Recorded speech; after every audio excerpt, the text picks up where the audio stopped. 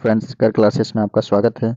आज हम इतिहास का प्रागैतिहासिक काल और सिंधु घाटी सभ्यता के टॉप 50 एमसीक्यूज को सॉल्व करते हैं। ठीक है, चलिए देखते हैं पहला क्वेश्चन क्या है अपना। पहला क्वेश्चन है, इतिहास का जनक किसे कहा जाता है? इतिहास का जनक किसे कहा जाता है? तो इसका राइट आंसर होगा हेरोडोट्स। किसको कहा जाता है? हेरोडोट्स। हेरोडोट्स की एक पुस्तक भी है जिसका नाम है हिस्टोरिका। क्या नाम है? हिस्टोरिका। ठीक है, इनकी पुस्तक का नाम है हिस्टोरिका। अगला क्वेश्चन देखते हैं, इतिहास को कितने भागों में विभाजित किया गया है? तो देखिए, इतिहास के कितने पार्ट हैं? इतिहास के 3 पार्ट हैं। पहला पार्ट कौन सा है? प्रागैतिहासिक काल। कौन सा? प्रागैतिहासिक काल। ठीक। दूसरा कौन सा है? दूसरा पार्ट है आध ऐतिहासिक। कौन सा? आध ऐतिहासिक। तीसरा पार्ट, तीसरा है ऐतिहासिक। ठीक है, तो इसके कितने पार्ट हो जाएंगे? 3 पार्ट हो जाएंगे। इतिहास के कितने पार्ट? 3 पार्ट। अगला क्वेश्चन देखते हैं, इतिहास में किस काल के लिखित साक्ष्य नहीं है? तो देखिए, इतिहास में आधुनिक काल के लिखित साक्ष्य हैं, आधुनिक इतिहास के भी लिखित साक्ष्य हैं, ऐतिहासिक काल के लिखित साक्ष्य हैं, आधे ऐतिहासिक काल के लिखित साक्ष्य हैं, प्रागैतिहासिक काल के लिखित साक्ष्य नहीं है। तो अपना राइट आंसर क्या हो जाएगा? प्रागैतिहासिक काल। ठीक है, अगला क्वेश्चन देखते हैं, प्रागैतिहासिक काल को कितने भागों में विभाजित किया गया है? प्रागैतिहासिक काल को 3 भागों में विभाजित किया गया है। कितने? 3 भागों में विभाजित किया गया है। पहला है पुरापाषाण। पहला क्या है? पुरापाषाण। दूसरा क्या है? मध्यपाषाण। ठीक, दूसरा है मध्यपाषाण। और तीसरा क्या है? नवपाषाण काल। कितने भाग हो जाएंगे इसके? 3 भाग हो जाएंगे। अगला क्वेश्चन देखते हैं, निम्नलिखित में से कौन सा मिलान सही है? तो देखिए, नवपाषाण काल की जो टाइमिंग है वो है 4000 बीसी से 2500 बीसी। इसके बाद आ जाओ मध्यपाषाण काल, तो इसकी टाइमिंग है 10,000 बीसी से लेके 4000 बीसी तक। इसके बाद हड़प्पा सभ्यता, हड़प्पा सभ्यता की टाइमिंग 2500 से लेके 1750 बीसी। तो ये तीसरा ऑप्शन करेक्ट है। ऋग्वैदिक काल की जो टाइमिंग है वो है 1500 बीसी से 1500 बीसी से 1000 बीसी। ठीक है, 1500 से 1000 बीसी है। ओके, इसका राइट आंसर हो जाएगा ऑप्शन नंबर सी, हड़प्पा सभ्यता, जिसकी टाइमिंग है 2500 से 1750। अगला क्वेश्चन देखते हैं, आग की खोज किस काल में हुई? तो इसका राइट आंसर होगा पुरापाषाण काल। पुरापाषाण काल में मानव ने आग की खोज की। ठीक, अगला क्वेश्चन है, ओरिजिन ऑफ स्पीसीज के लेखक कौन है? ओरिजिन ऑफ स्पीसीज के लेखक हैं चार्ल्स डार्विन। कौन है? चार्ल्स डार्विन, जिन्होंने उत्तर जीविका का सिद्धांत, योग्यतम की उत्तर जीविका का सिद्धांत दिया था। योग्यतम की उत्तर जीविका का क्या दिया था? सिद्धांत। ठीक, उत्तर जीविका का। अगला क्वेश्चन देखते हैं, चार्ल्स डार्विन किस देश के वैज्ञानिक थे? चार्ल्स डार्विन इंग्लैंड के वैज्ञानिक थे। कहाँ के थे? इंग्लैंड के। अगला क्वेश्चन देखते हैं, योग्यतम की उत्तर जीविका का सिद्धांत किसने दिया?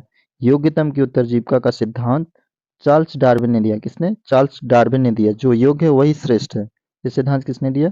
डार्विन। ओके, अगला क्वेश्चन देखते हैं, पहला मानव जो सीधा चलता था, पहला मानव जो सीधा चलता था, तो इसका करेक्ट आंसर हो जाएगा ऑस्ट्रेलोपिथेकस। ऑस्ट्रेलोपिथेकस पहला मानव था जो सीधा चलता था। रामापिथेकस ये झुककर चलने वाले मानव थे। हेमोसेपियंस ये आधुनिक मानव है। ठीक है, अगला क्वेश्चन देखते हैं, रामापिथेकस मानव का संबंध किससे है? रामापिथेकस, इसका संबंध कहाँ से है? अफ्रीका से। किस देश से है? अफ्रीका महाद्वीप से। ठीक है, रामापिथेकस। अगला क्वेश्चन देखते हैं, होमोसेपियंस मानव का संबंध किससे है? होमोसेपियंस, होमोसेपियंस मानव का संबंध है पामीर के पठार से। कौन सा है? पामीर का पठार। तो इसका करेक्ट आंसर हो जाएगा पामीर का पठार, ऑप्शन नंबर सी। चीन के जो मानव थे वो पैकिंग मानव थे। कौन से? पैकिंग। ठीक, और अफ्रीका के थे रामापिथेकस, रामापिथेकस और ऑस्ट्रेलोपिथेकस। हिंद महासागर के जावा मानव। कौन से? जावा मानव, जिनको होमो इरेक्टस कहा जाता है, जावा मानव। ठीक है, अगला क्वेश्चन देखते हैं, क्वेश्चन नंबर 13। क्वेश्चन नंबर 13, प्रागैतिहासिक काल का पिता किसे कहा जाता है? देखिए, प्रागैतिहासिक काल का पिता रॉबर्ट ब्रूस फुट को कहा जाता है, क्योंकि इन्होंने सबसे पहले पाषाण काल की बारे में अध्ययन किया था 1863 में। कब किया था? 1863 में। इसलिए रॉबर्ट ब्रूस फुट को क्या कहा जाता है? प्रागैतिहासिक काल का पिता कहा जाता है। ओके, अगला क्वेश्चन देखते हैं, लघु पाषाण काल किसे कहा जाता है? लघु पाषाण काल का मतलब होता है, लघु पाषाण काल मतलब मध्य, मध्य पाषाण काल को इंग्लिश में क्या बोलते हैं? तो देखिए, मध्य पाषाण काल को इंग्लिश में बोलते हैं मीसोलिथिक पीरियड। ठीक है। मीजोलिथिक पीरियड, लघु पाषाण काल या मध्य पाषाण काल, मीजोलिथिक पीरियड को कहा जाता है। आदि मानव को शिकार का पूर्ण ज्ञान किस काल में हुआ? तो देखिए, आदि मानव को शिकार का जो पूर्ण ज्ञान था वो हुआ था मध्य पाषाण काल में। किस में हुआ था? मध्य पाषाण काल। क्योंकि पुरा पाषाण काल में किसकी खोज हुई थी? आग की खोज। आग की खोज के बाद ही वो शिकार की पूर्ण ज्ञान को समझ पाया। तो पुरा पाषाण काल के बाद आता है मध्य पाषाण काल। मध्य पाषाण काल को लघु पाषाण काल भी कहते हैं। तो इसका ऑप्शन नंबर राइट हो जाएगा सी। कौन सा ऑप्शन हो जाएगा? सी ऑप्शन सही हो जाएगा, लघु पाषाण काल। ठीक है। अगला क्वेश्चन, चित्रकारी के प्राचीनतम साक्ष्य कहाँ से प्राप्त हुए हैं? चित्रकारी के प्राचीनतम साक्ष्य रायसेन से प्राप्त हुए हैं। ये एमपी का जिला है। कौन? रायसेन। ठीक है, रायसेन से प्राप्त हुए हैं। मानव ने पहला पालतू पशु किसे बनाया? मानव ने पहला पालतू पशु कुत्ते को बनाया। किसको बनाया? कुत्ते को बनाया। ओके। अगला क्वेश्चन, कृषि का प्रारंभ किस काल से माना जाता है? देखिए, कृषि का प्रारंभ माना जाता है नवपाषाण काल से। किससे? नवपाषाण काल से कृषि का प्रारंभ माना जाता है। पुरापाषाण काल में हुई थी आग की खोज। ठीक, आग की खोज हुई। मध्य पाषाण काल से प्रारंभ माना जाता है पशुपालन का। ठीक, पशुपालन का प्रारंभ जो माना जाता है वो मध्य पाषाण काल से माना जाता है। नवपाषाण काल से कृषि का प्रारंभ माना जाता है। ठीक, अगला क्वेश्चन देखते हैं, पहिए का आविष्कार किस काल में हुआ? पहिए का आविष्कार भी नवपाषाण काल में हुआ। किस काल में हुआ? नवपाषाण काल। नेक्स्ट क्वेश्चन, माइक्रोलिथ का प्रयोग सबसे ज्यादा किस काल में हुआ? माइक्रोलिथ छोटे छोटे पत्थरों के औजारों को कहा जाता है। इसका प्रयोग सबसे अधिक नवपाषाण काल में हुआ। ठीक, अगला क्वेश्चन है, मानव ने सबसे पहले किस धातु का प्रयोग किया? मानव के द्वारा प्रयोग की गई पहली धातु थी तांबा। क्या थी? तांबा मानव के द्वारा प्रयोग की गई पहली धातु थी। ओके। अगला क्वेश्चन है, मानव द्वारा प्रयुक्त पहली मिश्र धातु है कांसा। कौन सी धातु है? कांसा। तो इसका राइट आंसर हो जाएगा ऑप्शन नंबर बी, कांसा। अगला क्वेश्चन, बनास संस्कृति का संबंध किस राज्य से है? बनास संस्कृति का संबंध राजस्थान से। किस राज्य से है? राजस्थान से है। अगला क्वेश्चन, चालकुलिथिक काल किसे कहा जाता है? चालकुलिथिक काल ताम्र पाषाण काल को कहा जाता है। किसको कहा जाता है? ताम्र पाषाण काल को कहा जाता है। तांबे की खोज किस काल में हुई? तांबे की खोज चालकुलिथिक काल में हुई। चालकुलिथिक पीरियड में हुई। किस काल में हुई? चालकुलिथिक पीरियड में हुई। अगला क्वेश्चन है, कायथा संस्कृति का संबंध किस राज्य से है? कायथा संस्कृति का संबंध है एमपी से। किस राज्य से है? एमपी। ठीक है। अगला क्वेश्चन है, भीमबेटका की गुफाएं किस राज्य में है? भीमबेटका की गुफाएं हैं एमपी में। कहाँ पर है? एमपी। एमपी का कौन सा जिला है? रायसेन जिला। ठीक, एमपी का रायसेन जिला है। एमपी का रायसेन जिला। ठीक, अगला क्वेश्चन देखते हैं, भीमबेटका गुफाओं की चित्रकारी में किस रंग का प्रयोग हुआ है? भीमबेटका गुफाओं की जो चित्रकारी है उसमें लाल और हरे रंग का प्रयोग हुआ है। किस रंग का? लाल और हरे रंग का प्रयोग हुआ है। तो ऑप्शन नंबर सी राइट हो जाएगा। अगला क्वेश्चन देखते हैं, सिंधु घाटी सभ्यता का अन्य क्या नाम है? सिंधु घाटी सभ्यता का अन्य नाम हड़प्पा सभ्यता भी है, प्रथम नगरीय सभ्यता भी कहा जाता है और इसे कांस्य सभ्यता भी कहते हैं। तो इस क्वेश्चन का ऑप्शन नंबर डी राइट हो जाएगा। तो अपना आंसर क्या हो जाएगा? Option number D. अगला क्वेश्चन है, भारतीय पुरातत्व का जनक किसे कहा जाता है? भारतीय पुरातत्व का जनक कनिंघम को कहा जाता है। कनिंघम को भारतीय पुरातत्व का जनक कहा जाता है। अगला क्वेश्चन, हड़प्पा सभ्यता का आकार है। हड़प्पा सभ्यता का आकार कैसा है? त्रिभुजाकार। कैसा है? त्रिभुजाकार। ठीक है। अगला क्वेश्चन है, सिंधु घाटी का सबसे बड़ा नगर है। सिंधु घाटी सभ्यता का सबसे बड़ा नगर है राखीगढ़ी। कौन सा नगर है? राखीगढ़ी। ओके। अगला क्वेश्चन देखते हैं,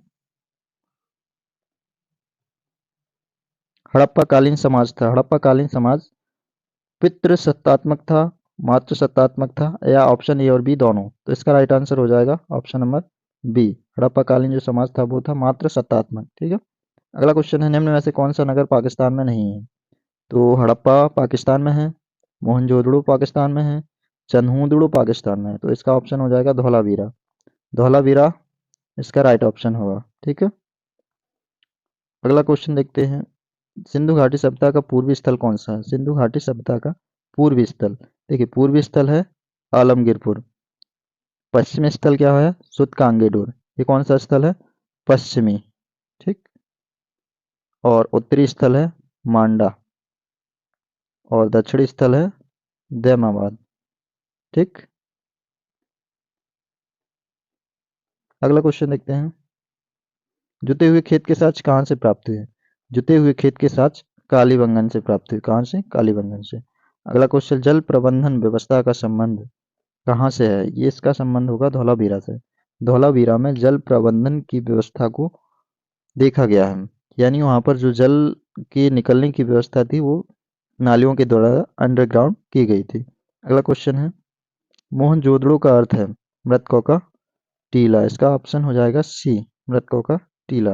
अगला क्वेश्चन, हड़प्पा कालीन सबसे बड़ी इमारत कौन है?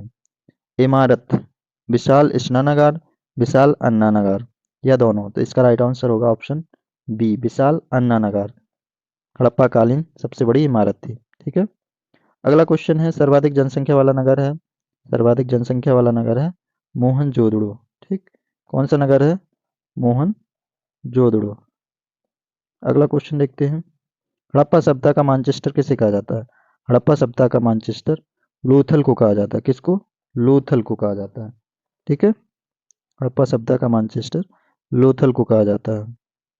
अगला क्वेश्चन, एकमात्र नगर जिसमें सुरक्षा दीवारें नहीं थी।